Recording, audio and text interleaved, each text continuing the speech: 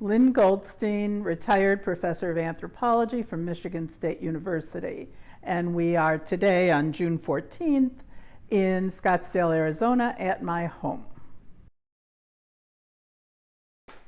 Unlike a lot of people, I got into archaeology when I was very young. And I must have been about 8 years old, 8 or 9. My sister was a student at the University of Chicago. And she, for reasons I have no idea, she was stuck with me for a day. And so what she did was she took me to Roby House, she took me to various places around the U of C, but we ended up at the Oriental Institute. And I was fascinated. And I didn't want to leave. The only way I was willing to leave was that she bought me a couple books. And I declared from that moment on that I wanted to be an archaeologist. And the interesting thing about that is that we were very poor. My father had died when I was only about 4 or 5 years old, and so we really had very little. And to her credit, my mom never discouraged me. She never said, how are you going to make a living? How are you going to eat? Nothing. She just said, well, if that's what you want to do, that's great. I don't think she actually understood what it meant, but because later on she kept saying to me, when are you going to be finished? And I went through school very quickly. But anyway, so I think that that was when I decided I wanted to be, and I never changed my mind. And in fact, I actually ended up going as an undergrad to Beloit College. And the reason I went to Beloit is they gave me a lot of money to go there, but the reason I chose it over Indiana University, which would have been my state school, or any place else, was that I knew it was well known for anthropology. And so that was my decision, and I stuck with it all the time. Now, I had wanted to work in Africa, and I was supposed to go on a project when I was in college to East Africa. And I don't remember what the political situation was at the time, but it got canceled at the last minute. We couldn't go. And so I ended up instead going, working for my undergraduate professor and I sorted like 100,000 flakes of varying. He had a category or a classification of flakes. And one of the reasons that what he had done was mildly accepted, at least, was because I had sorted all of them. So I sorted all 100,000 flakes. But then when I needed a field school, since I wasn't going to Africa, I ended up going to Cahokia. Now, before I went to Cahokia, and now I got to really backtrack a little bit here. Before I went to Cahokia, when I was in high school, I went, the Field Museum was doing various programs where they were trying to get, and this was part of it, it was an NSF project, where they were trying to get students interested in science. And the Field Museum had one of these grants, and they decided to do anthropology. And they must have originally had a lot of money. I was in the first class, and the Field Museum class was one of the only ones I could do because I could take the train every day from Indiana to Chicago. So, and we did everything. We did cultural anthropology, we did archaeology, and there were really famous people who were leading these different segments. The person who led the archaeology segment was Stuart Streever. And Stuart and I got along very well. And he was encouraging me to, I had already decided, I don't remember, to go to Beloit. And he thought I should go to Northwestern, but I didn't. I went to Beloit. And then he encouraged me to go to graduate school at Northwestern, which I did. But before I began at Northwestern, I was still an undergraduate, and Stuart wanted to encourage me more. he had me in 1969 go along with them to test the Coster site, because we knew there was a lot there, but we didn't know what and where and so on. And I was put in the South Field. I was directing that part of the excavation in the South Field, which was Mississippian. And nobody knows that either, that there's a Mississippian component on that site. And so I was excavating there. And I did that before I went to before I went to Cahokia to do this field school. Or maybe after. I can't remember. It must have been afterwards, because they would have started much earlier. And Beloit, though, one of the things about the field schools with Beloit, it was a term. They have trimesters. And so it was 15 weeks in the field, which was a very long time. Anyway, I then went, I think that must have come first, and then I went to test the Coster site. And it was, testing the Coster site was quite an experience. We had to clear corn, because we were doing these tests. We had to clear corn and carry them to the hogs, carry the corn stalks to the hogs every day. But you could hide, so nobody knew where you were in the cornfield. And so when Striever would come to check on us, we would all just be quiet. And that worked really well. Well, anyway, I did that, and that's what sort of turned me more towards Illinois and Mississippian. And even though the main focus of the Coster site after that was archaic, there really is a very nice Mississippian component there.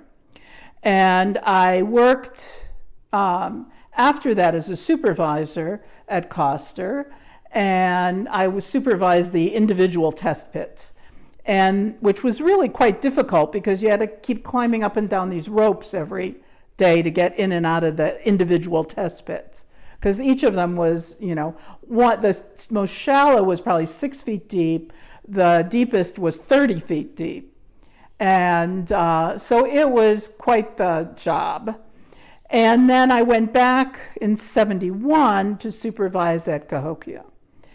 So that sort of set all that up. And then I took a year off. I was young. Anyway, I had graduated young, and I wanted to, I took a year off to work at Northwestern. And I worked for Striever, and I was given, actually, while I was still at Beloit, in those years there was Beloit, you had a field term where you had to go do something. You didn't have to do field work, but you had to go work somewhere, do something. And I did a study of plummets in the lower Illinois Valley, because Striever was really interested in them. He thought it was a fascinating artifact and thought it was something where I could interview farmers and collectors and actually get useful data, because plummets were unusual. But so if they found them, they remembered where they found them. And so I spent January and February in Campsville, and all by myself. And it was, when I think about it in retrospect, nobody would let anybody do what I did, but it was the time. And Stuart gave me a car, gave me directions. I'd never been to Campsville. And I drove down there, and he forgot that at that time of year, the ferry doesn't run because the river's frozen. So I got to the edge of the road, and there was the river, and I was stuck. And so I had to turn the car around and go back down further south and come back around. Anyway, I was there for 2 months, and I interviewed 70 collectors. I measured 350 plummets. People ask why I didn't weigh them, and the answer to that question is that Striever refused to pay for a scale.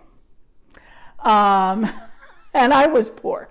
So, but I put labels on each one, which most people left on. And I would do things to try to trick them. Like when they would leave the room, I'd ask for water or something. They would leave the room, and I'd move the plummets around, and they always noticed. and put them back where they were supposed to be. And so I was pretty confident in the data, and I wrote it up, and it was supposed to be published as a volume, and it wasn't. And the reason it wasn't is that David Ash, who was there at the time, David disagreed with what I had done, or what I had come up with. And I said, well, I wasn't planning to put his name on it, so I didn't really see why that was a problem. But anyway, it eventually was published. It was actually published as a long article in a volume in memory of Howard Winters. So then it was everything I did after that was related to archaeology in some way. And then my first job actually was at the University of Wisconsin-Milwaukee. And I was there for 21 years. And while I was there, I worked at Aztalan. Now that's interesting too, because my advisor at Beloit, let's just say he wasn't particularly progressive. And he told me two things. Thing one he told me was that I better learn how to analyze plants or animals because I couldn't be a field archaeologist. And I asked him why, and he said that women couldn't run projects.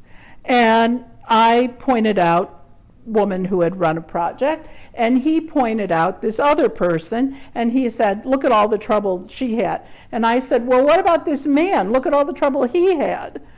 And it didn't work. So I refused to accept it. And then when I went to UWM, the same person said to me, well, you can't work at Aztalan. And I said, well, why can't I? And he said, because it's famous.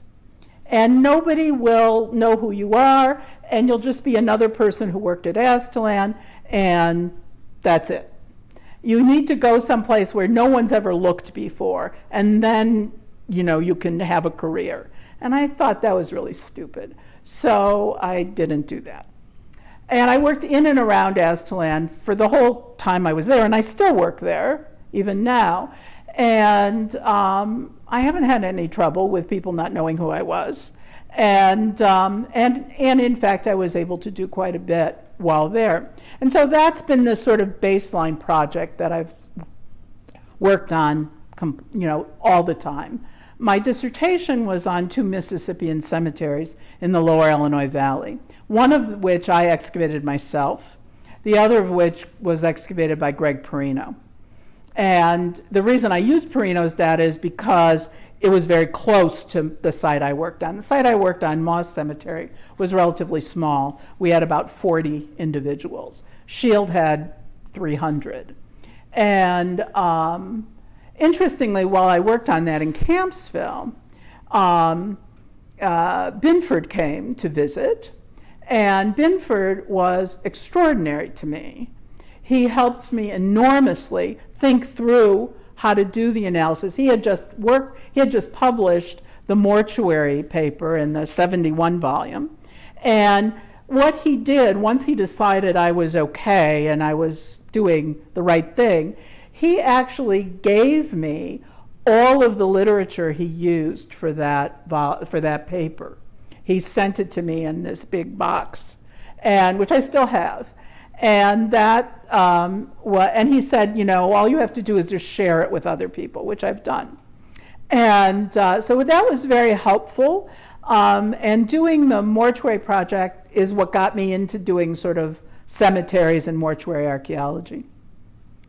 And then various little projects came up, which kind of sort of dragged me into historic cemeteries, which I had never particularly gotten interested in or thought I was going to do anything with. But one was in Illinois. There, I got a call from Larry Conrad, who was in the area, and he said that there was a problem. They had found the strip mine company had found this cemetery. It was going to be destroyed, and it was largely destroyed. They found the stones, but not, the stones were all piled up. And so where were the graves? And so they needed somebody to find them. They went to the only person, the only company that still hand dug graves. And believe it or not, they were the Grimm brothers. And the Grimm brothers said they only dug new graves, not old graves. And so they asked me to come down. We did that. I took a whole bunch of people with me because we only had a few days and we had to excavate whatever was there. That's the longest period of time the strip mine company would give us. And Jane Bykster came along and she sat in her car and identified people as we pulled them out of the ground. And anyway, it was, we found these things, and that was the sort of start of doing these cemetery. That was an interesting little cemetery, Irish, and Irish, not Irish Catholic, Irish Protestant. And in fact, what it turned out to be was they were there because they had gotten the land as their payment for fighting in the War of 1812. So anyway, then later on, I was asked, and I can't remember, I was asked if I would excavate a Russian cemetery in Northern California, Fort Ross.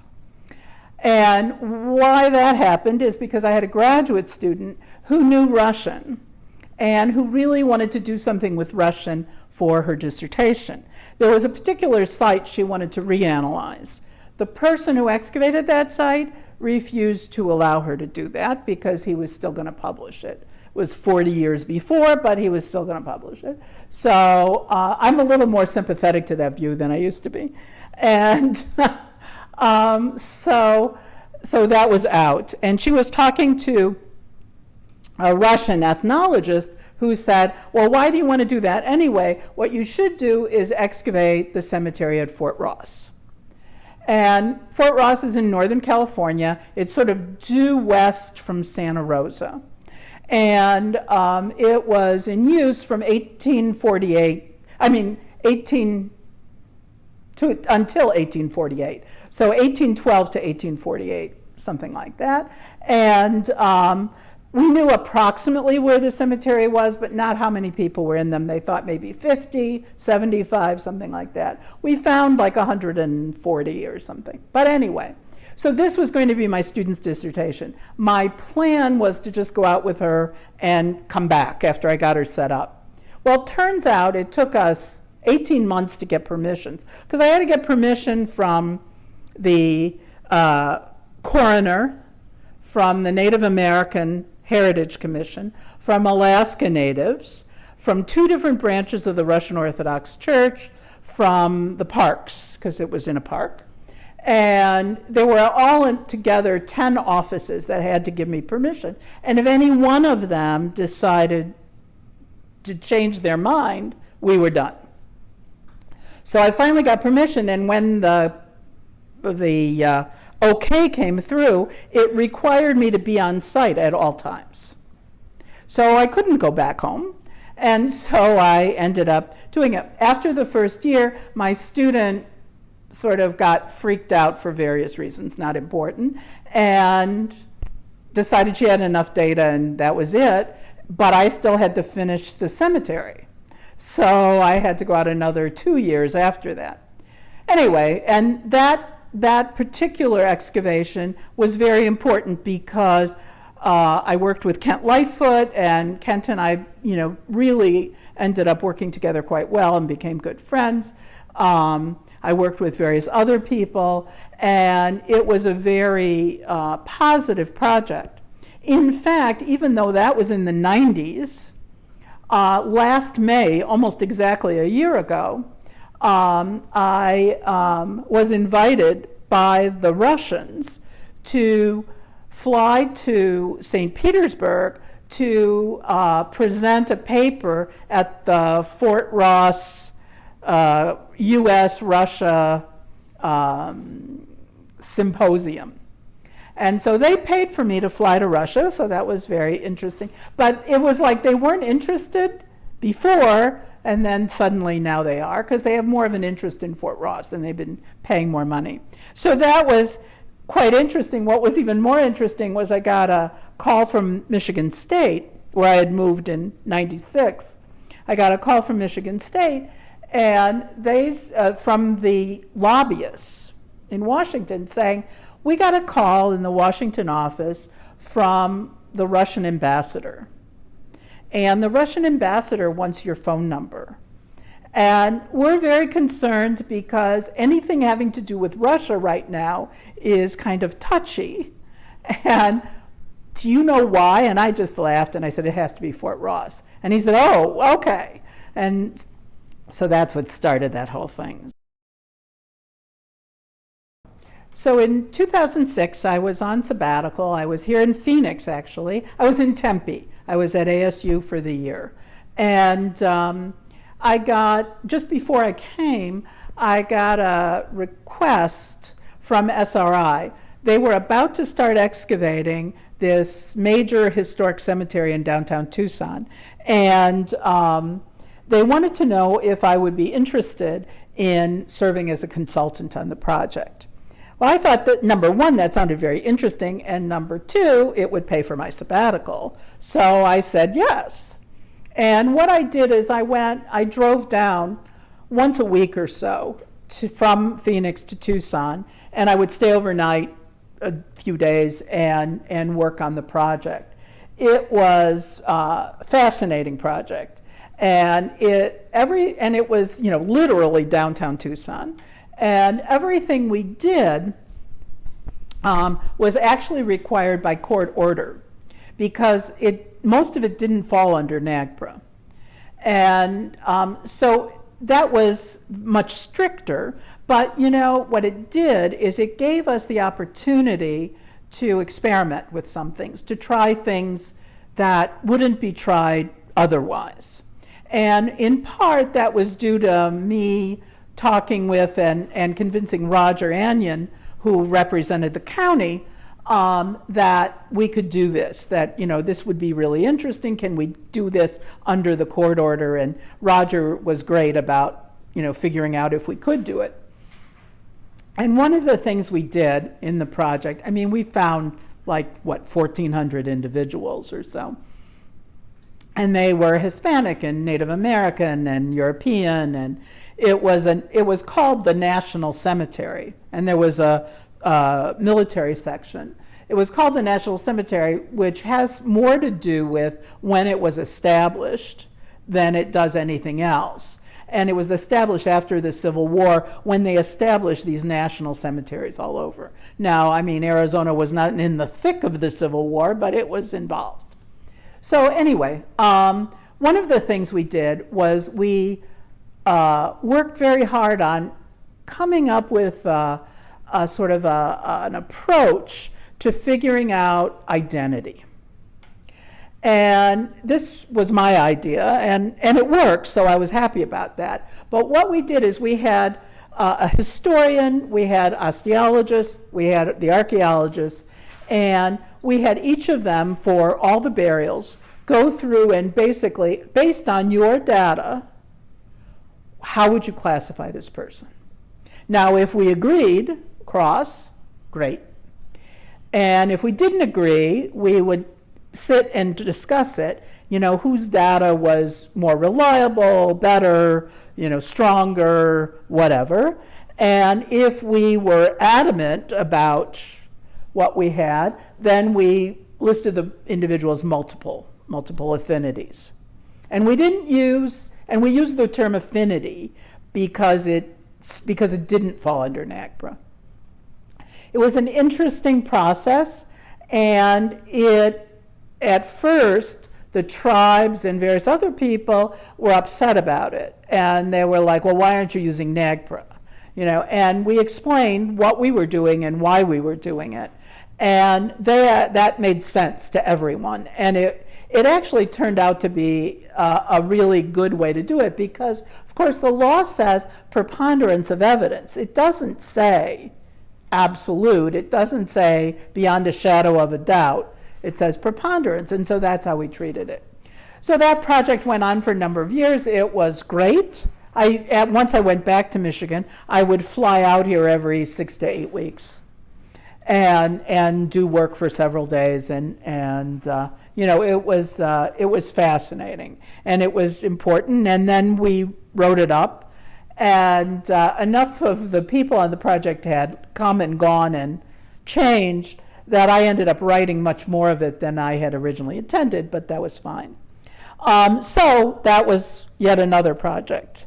But then at the same time that was going on, I still was doing work at Aztalan and so on. And then the one other project I did that ended up being way bigger than I had intended was I was chair of the Department of Anthropology at Michigan State. And in 2005, the university was about to celebrate its sesquicentennial. The provost at the time put out a thing saying, we would like every department to do something for the sesquicentennial. And, we have some money, we can, give you, we'll invite proposals, et cetera, et cetera. So I was thinking about what could we do? And one of the things that I had known is that next to the MSU Museum used to be the first dormitory, colloquially known as Saints Rest, but it was officially known as dormitory number 1. And that dormitory burned down, and if you went up on the 3rd floor of the museum and looked out, you could see the outline of it, but most people didn't know that. And there was a sign saying this is where it was, and there was a little plaque in the ground that said this is the northeast corner, and it burned down and so on. So I proposed that we have current students dig up the first students, not bodies obviously, but excavate the first dorm, because I thought that students would really relate to that. It would be a great project. It was right in the middle of campus, et cetera, et cetera. So we did that, and it was a rocky road getting there. If you don't know, at Michigan State, everything's labeled. Every tree is labeled and is sacred. You can't work on campus if you're like a construction person or a utilities person without taking a class on how not to hurt the trees. And so this was a big deal, and initially I was turned down. Not by the provost, who thought it was a great idea, but by the person who was in charge of planning. He felt that I wasn't going to find anything and that I was going to hurt trees. And I pointed out I wasn't going to hurt trees, we would dig around them, and I was going to find things. Anyway, this went back and forth. And this was in November. And then as of January 1st, the provost became president. And I got a call from this same guy who said, now that the provost became president, I can't stop you anymore. So he said, so I guess you're going to get to do this. So that's how we did it. We had a field school. We had, special T-shirts the students had to wear, whole thing.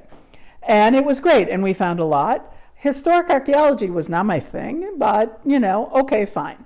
And in fact, we had Ken Lewis, who was a historic archaeologist, and Jody O'Gorman. They were the sort of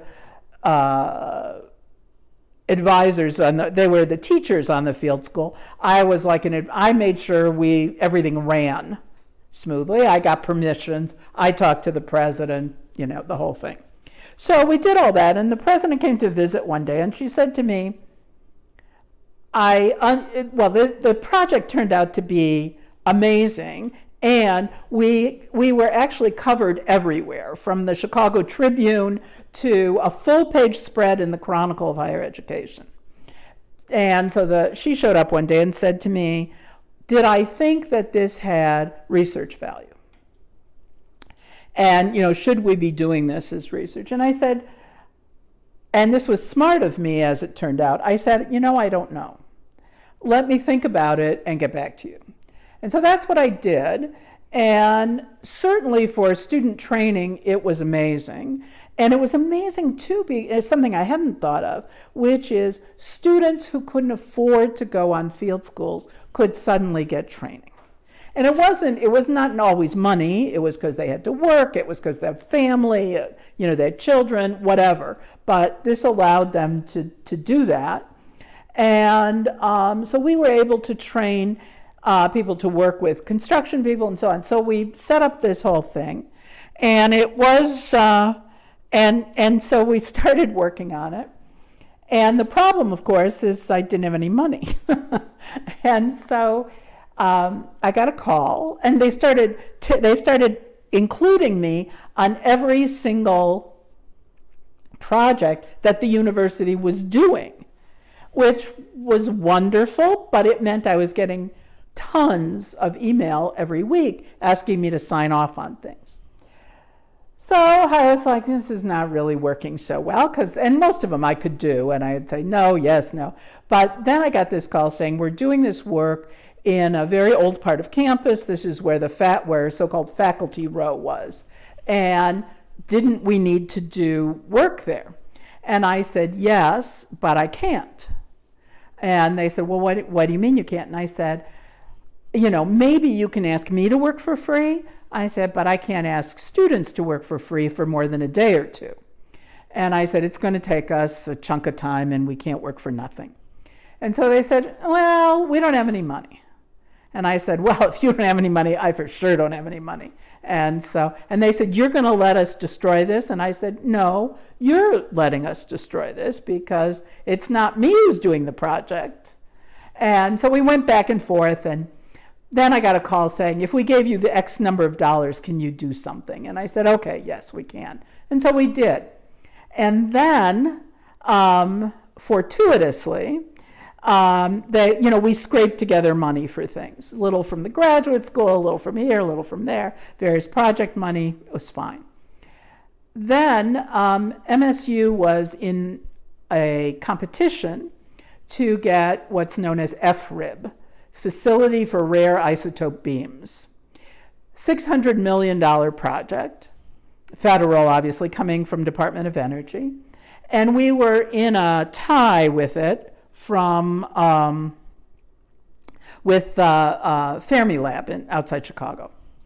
And so I said, this is federal, and you're going to have to do the archaeology. This is not about me being willing to do it because it's a local project. This is like federal. Oh, we know that. If we get the money, we'll get back to you. And I said, you got to do some things before that. It's not just once you get money. Oh, no, we know what we're doing. And I'm like, okay, I warned you, but.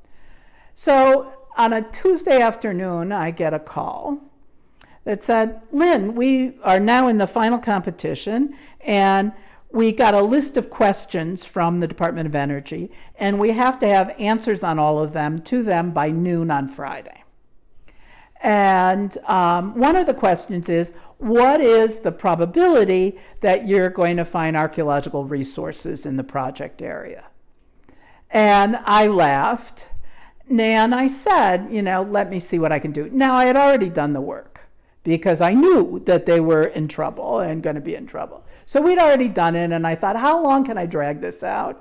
And I went a couple days. And then I went back and I said, I gave them the information and they put it in. They actually did get the project. I'm sure it wasn't because of me, but they did get it.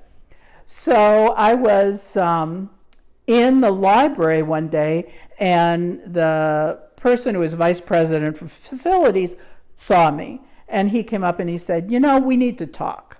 If you could help us like this, then we should be able to help you. I had written an email to all of these people saying, look, we did this, but the only reason we were able to do it is because we had this program started and we need to be funded. And I'm not, saying we were the cause of getting it, but, this, you need to know this.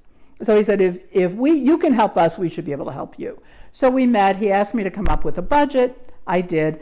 Long story short, we now have our own budget line, separate budget line in the university budget. And the graduate school gives money for graduate students, and it's better funded than anything else I've ever done. And it's continuing. And it has a little note on it that says, if anybody tries to stop this program or take it away, the president has to be notified immediately. Well, that was great because the dean tried to take the money away and so couldn't, and so that was all fine. And it also made it so it wasn't tied to me.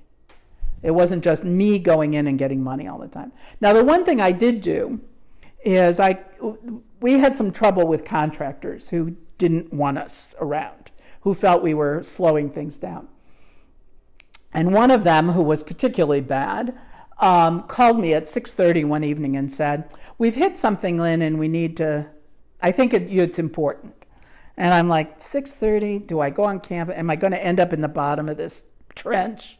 So I had a student come with me, and we went, and sure enough, what they had found was the southeast corner of the third building on campus, Williams Hall. And I said, "This is the southeast corner of Williams Hall." She said, "So this is important?" And I said, "Yes." And she said, "Okay, so we need to get it out." And I thought, what the hell am I going to do with a corner of a building? But I didn't want to say no, because I didn't want her to decide. She could then decide what was important and what was not. So I said, yes, I would show up the next day. Could they have a dolly? Oh, yeah. So I show up the next day, and they have this cornerstone, not the cornerstone, but a cornerstone on a dolly. And here it is. So I thought, what the heck am I going to do with this thing? I look around, and it's right in the middle of campus, and I take the dolly and I wheel it to the administration building. Go up in the elevator to the president's office, and nobody stops you when you have a cart with a big stone on it. And I wheel it into the president's office. She's not there. I leave it.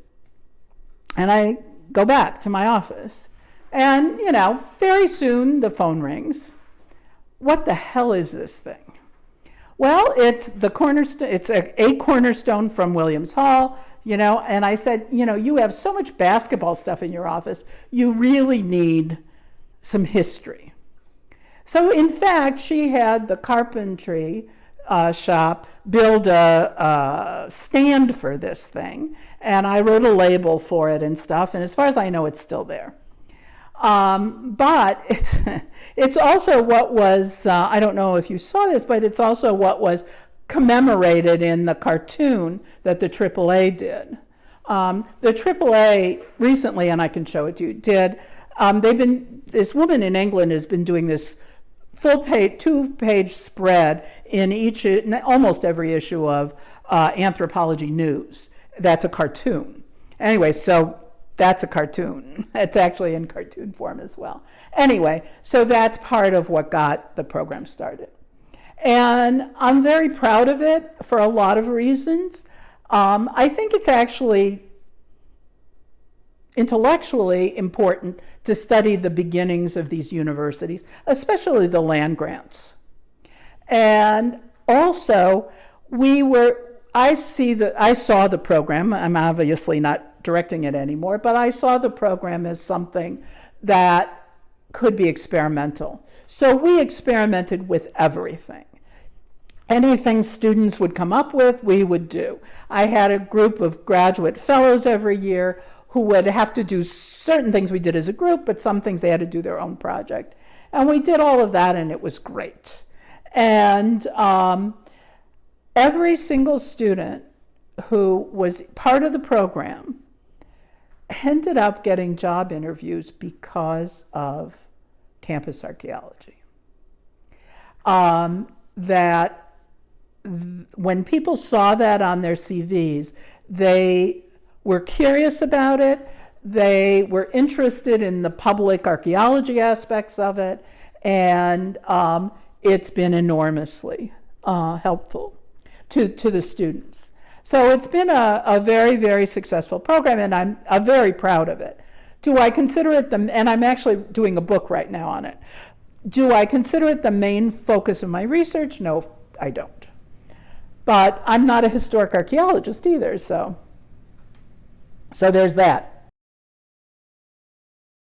So I talked about the fact that I worked with Stuart Strever. And certainly Stuart was my advisor when I got to Northwestern.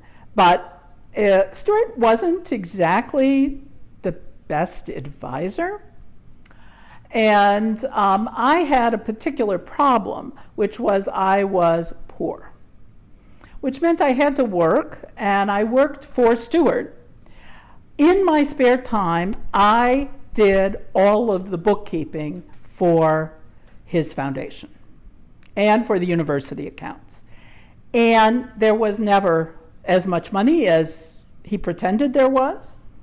And every 2 weeks, I would have to go to the university and beg them to put the payroll through.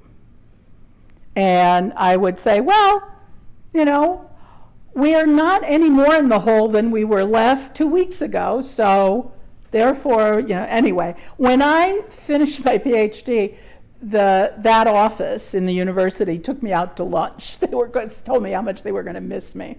But I did the books. The problem with that was that it was the part of Strever's life that he was most sensitive about, because there wasn't ever enough money, and it wasn't, you know, it was always a problem.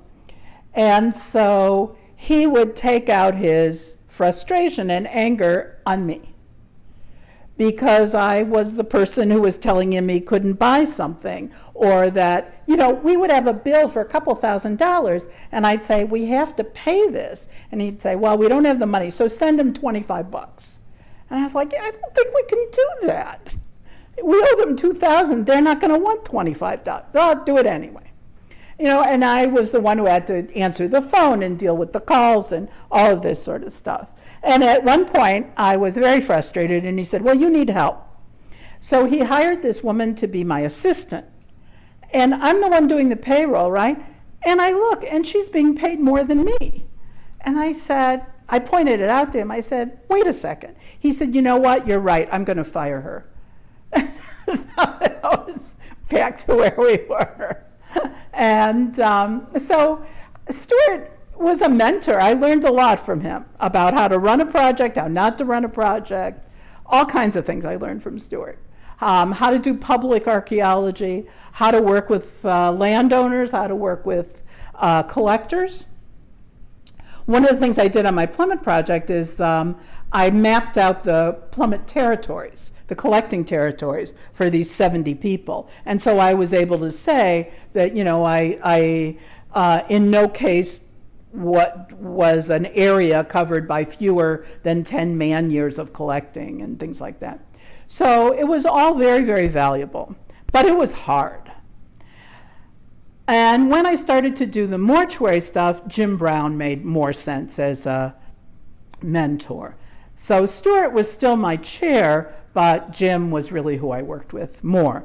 And, you know, and I still, you know, work with Jim today. I mean, we talk about a lot of stuff and so on. So he was very, very important.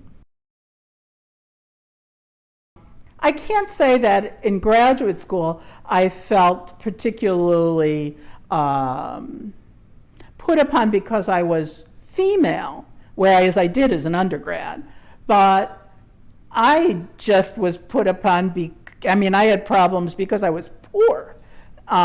Maybe because I was also female, but it was a combination of both.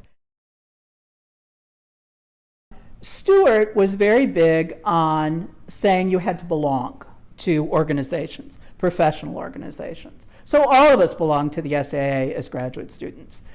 From the very beginning, I mean, it's one of the first things he taught us. He also taught a course called professionalism, which is pretty extraordinary in 1972.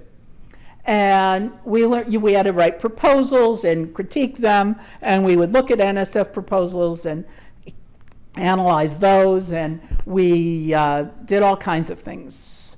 And it was a very, very helpful class. And so that's when I started belonging to the SAA. I didn't really do much in the SAA till later. I did things in state and regional organizations, but not really the SAA. And I belonged to, Illinois and Archaeological Survey and so on. and Midwest Conference, etc. So the SAA, first thing I was involved with in the SAA was repatriation, actually. And this was very early on. And when the SAA, had views that everybody today felt were so horrible, but in fact at that time were not.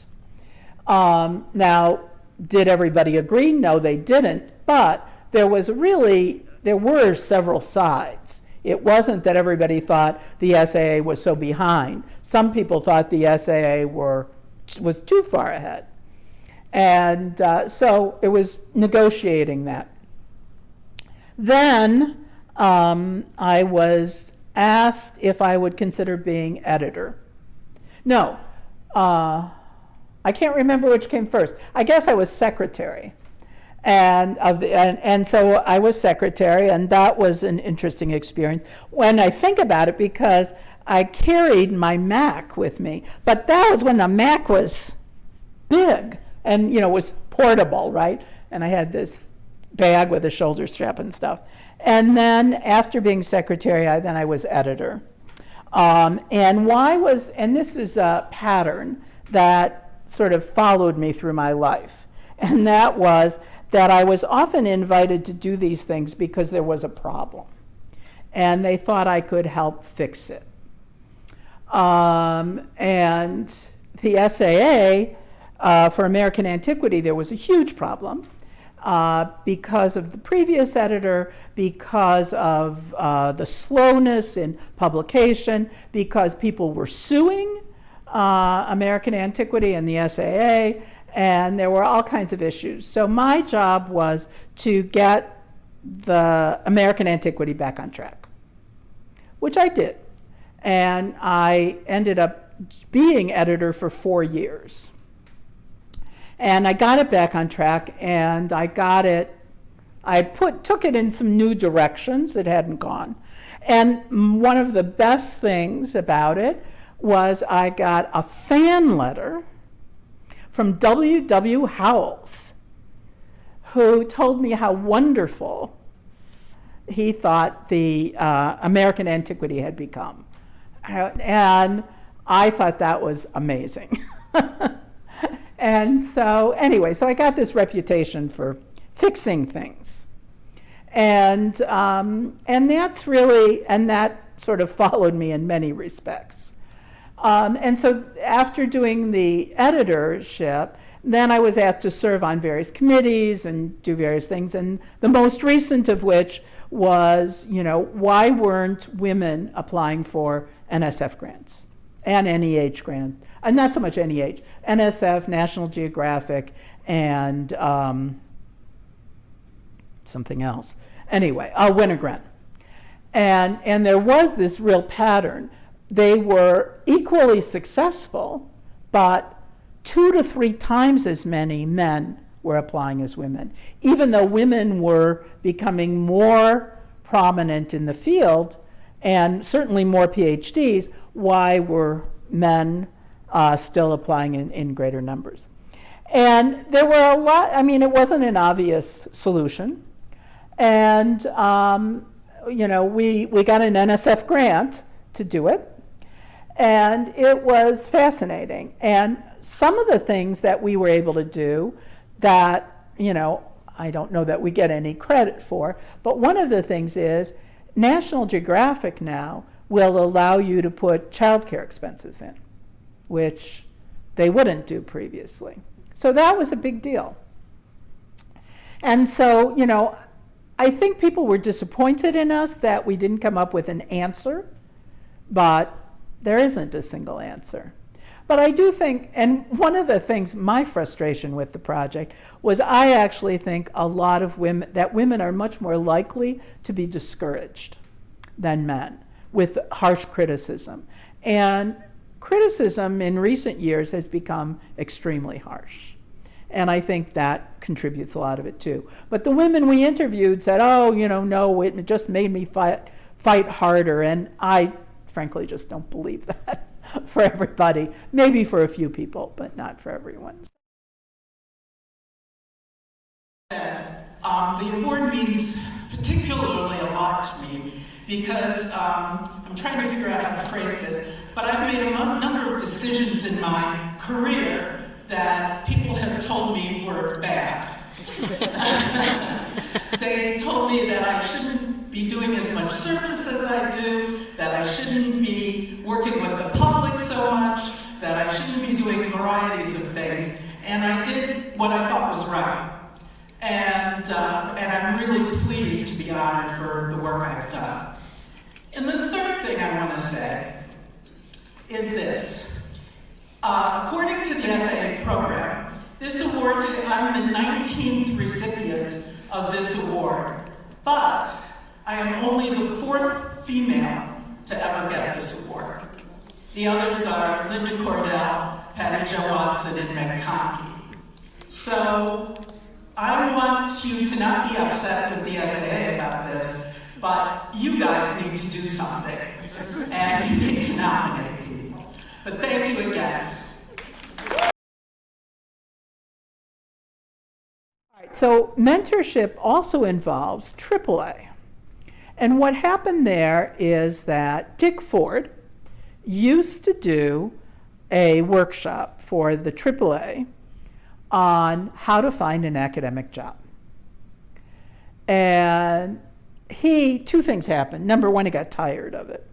And number two, he realized that he wasn't all that sure that he was giving the most current advice. So he suggested that they ask me to do it.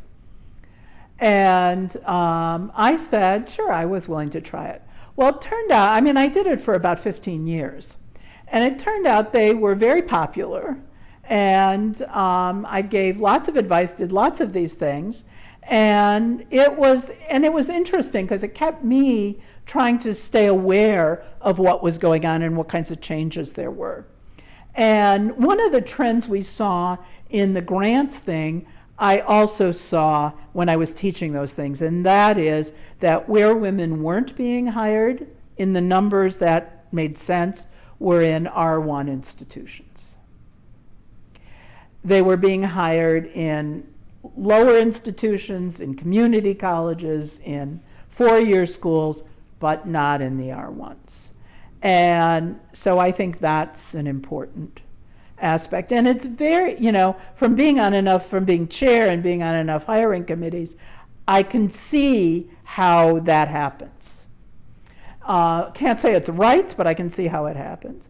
So I've mentored many, many people in large part as a result of these sessions I did. A lot of them were not necessarily archaeology, but a lot of them were.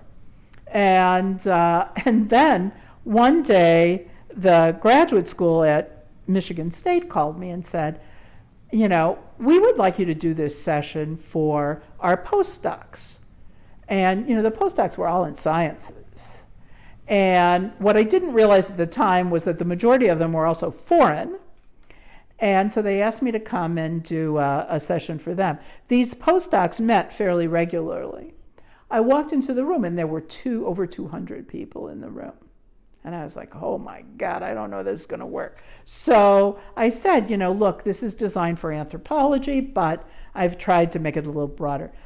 And I was flabbergasted. They knew nothing about academic job applications.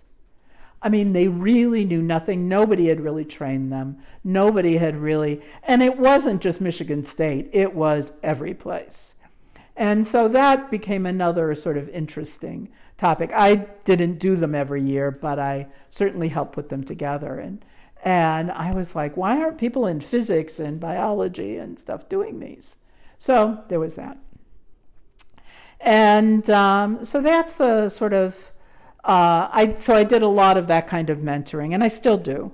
And then I also was the person in the department who students would come to if there was a problem.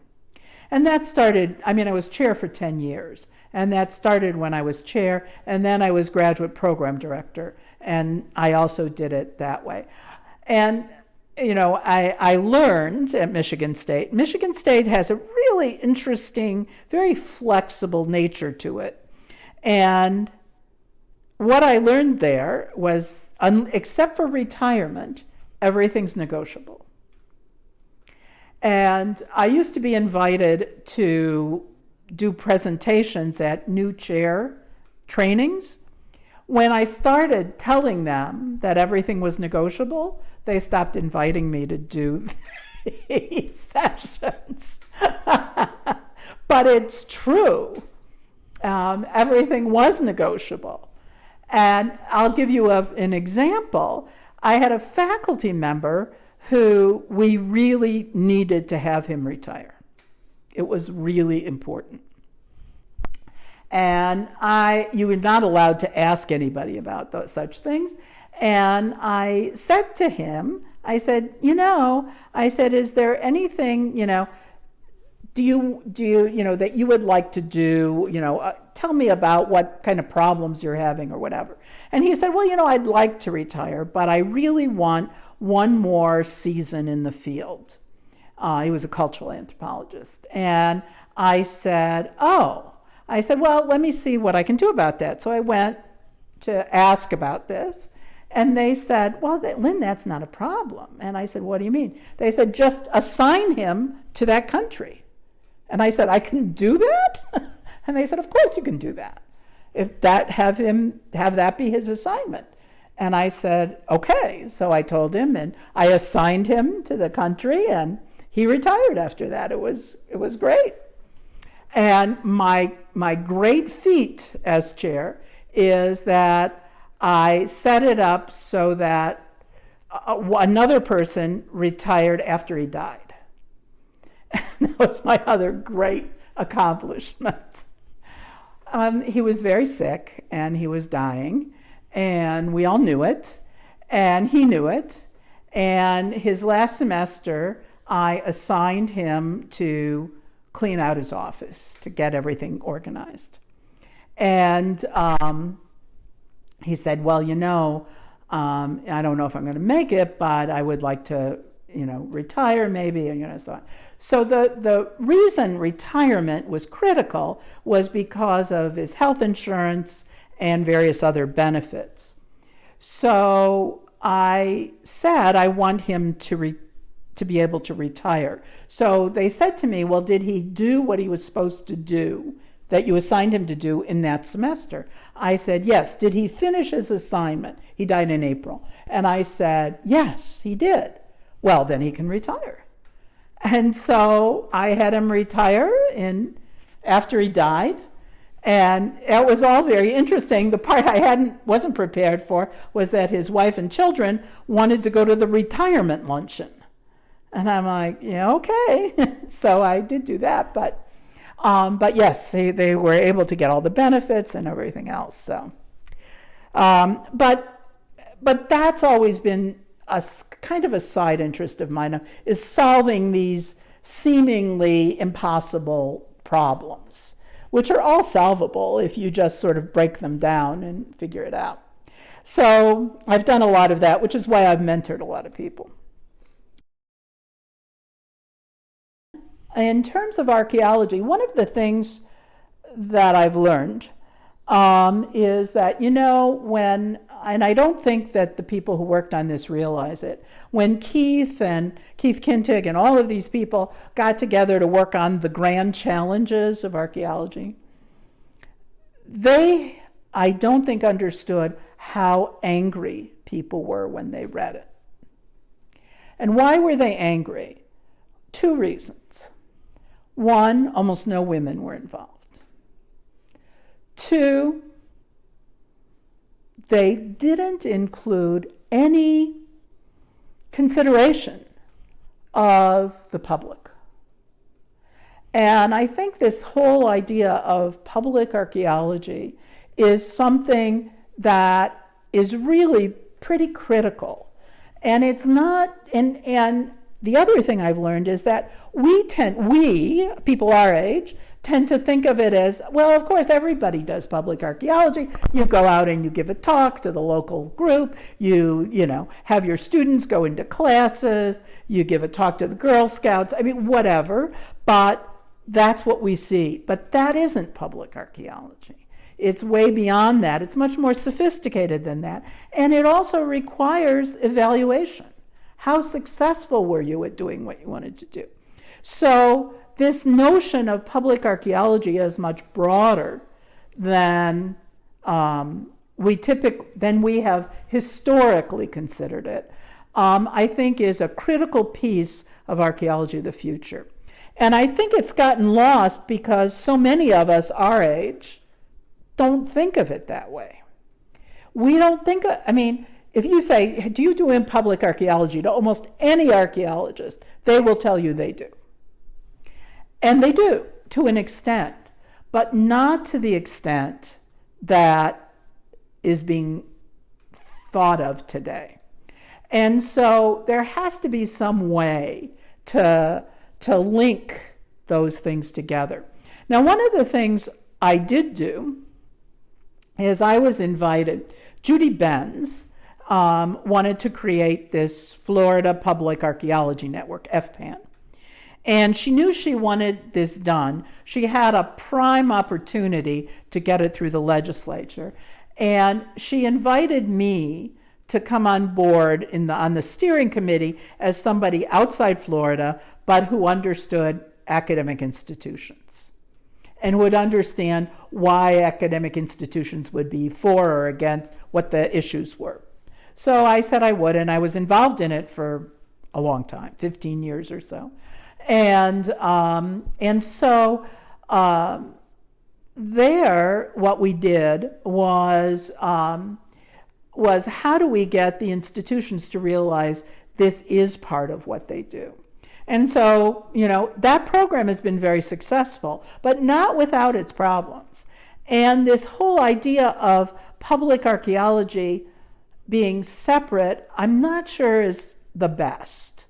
But again, if you make it together, you have another problem. So I think that's one big problem.